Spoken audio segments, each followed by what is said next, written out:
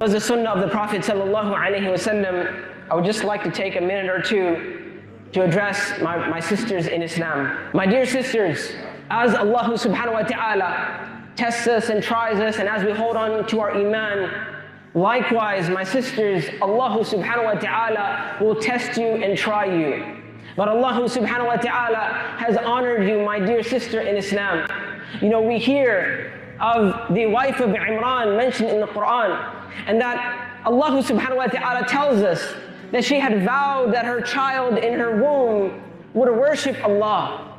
And so when she made this vow, she assumed that Allah will grant her a boy, a male child. But when she gave birth to a female. Allah subhanahu wa ta'ala tells us, فَلَمَّا وَضَعَتْهَا قَالَتْ رَبِّي إِنِّي وَضَعْتُهَا أُنْثَى. When she gave birth, she said, my Lord, I have given birth to a female. Meaning what? Meaning even though her expectation was a male, Allah subhanahu wa ta'ala gave her a female. Now did she say why? Did she say, no, I wish I had a male? No. She said, وَاللَّهُ أَعْلَمُ بِمَا وَضَعْتُ. Or in one recitation, Allahu a'lamu bima wada'at, that Allah is most aware of what I have given birth to, meaning this happened by the divine decree of Allah subhanahu wa ta'ala. There is wisdom in Allah that my child was not born a male, my child was born a female. And then Allah subhanahu wa ta'ala reminds us, وَلَيْسَ الذَّكَرُ كَالْأُنْثَى, that a male is not like a female. What is the message here?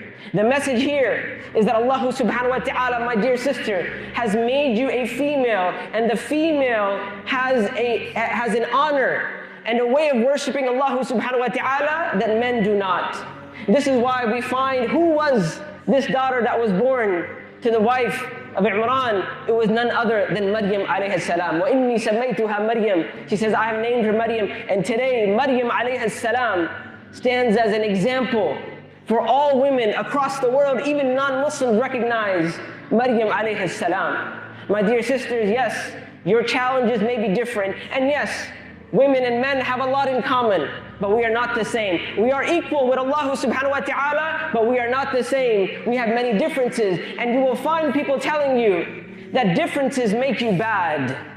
But our deen teaches us that Allah has made us different so that we may strengthen one another. The way you, my sister, can worship Allah and submit to Allah and sacrifice for Allah is different than the way I can submit and sacrifice to Allah subhanahu wa ta'ala. But it is only when we come together, it is only when we uplift one another, when the men uplift the women and the women uplift the men, that our ummah becomes strong. Who is persevering in Gaza? Is it just the men? Or is it our dear sisters who are holding the fort? Our sisters and our brothers working together. Allah subhanahu wa ta'ala says, وَالْمُؤْمِنُونَ وَالْمُؤْمِنَاتِ بَعْدُهُمْ أَوْلِيَاءُ بَعْضٍ. That the believing men and the believing women, they are allies and protectors of one another. That is the strength of our ummah, my dear sisters, and this message is from our brothers as well. That as we look at our ummah being divided, we have to stand together. We have to be there to support one another, and our differences is what makes us great.